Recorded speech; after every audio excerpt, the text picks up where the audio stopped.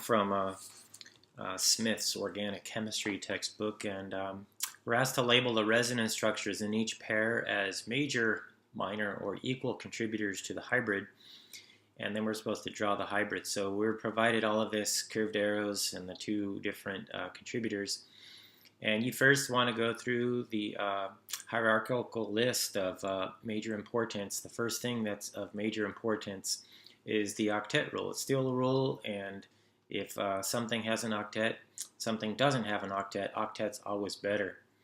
Okay. The other thing you want to do is look at electronegativity, and the final thing to look at is the numbers and types of bonds. So more bonding is better than less bonding, and less charge separation is better. Okay, so more bonding and less charge separation, less pluses and minuses in a molecule. Okay. So let's go ahead and look at this. In this structure here, carbon has a positive charge, and over here nitrogen has a positive charge. So you might be tempted to think about electronegativity and which one of these structures would be happier with a positive charge.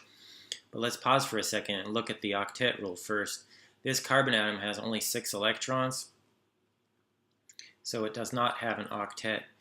Over here, this carbon atom has 8 electrons. Okay, so that's good. And this nitrogen here has 8 electrons. I know it has a positive charge, but it's got 2, 4, 6, 8 total electrons. So we would say that this structure on the right is the major contributor.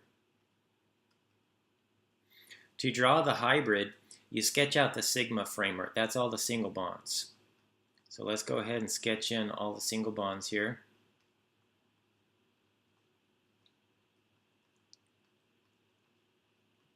Okay, so those are all the single bonds.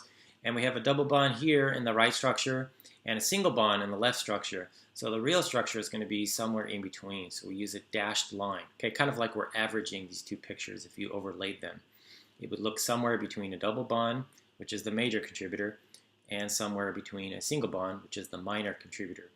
Now, as far as the charges, there's a plus on the carbon, but no plus on the carbon.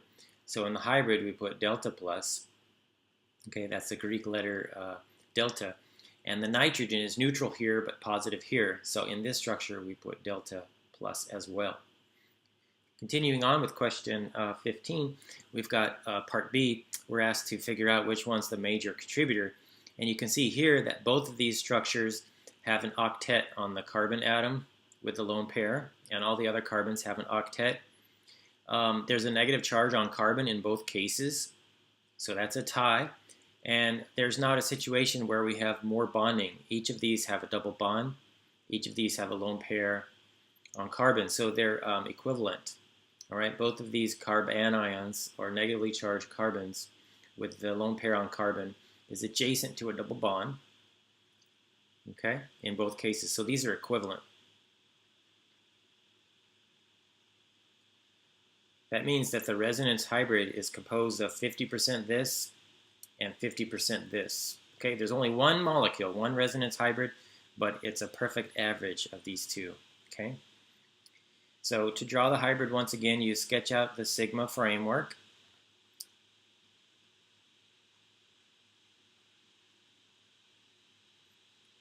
Sigma framework is just the single bonds, and you look for where there's a double bond. There's a double bond here, and there's a single bond here. So the real molecule is half in between those two possibilities, or somewhere between those two possibilities.